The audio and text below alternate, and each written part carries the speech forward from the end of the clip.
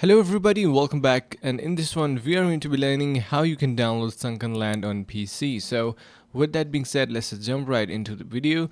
So first of all, head over to a browser of your choice and we are going to be simply heading over to Steam Store. So Steam Store is basically a platform that provides you games, amazing DLCs and a lot of different type of experiences. So if you are looking for paid games and you want to have them installed on your computer without any hassle and issues, Steam is the place for you.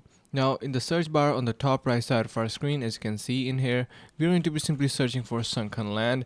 So you can see once we type in there, I'm sorry about the caps, you can simply type in here Sunken, and you can see Sunkenland will be appearing somewhere in here. So you can see it is being appearing in here. Sunkenland for my currency is ARS, Argentinian dollars. So I'm going to be simply heading over to that, and once we do, you can see Sunken Island is now opened up in front of us.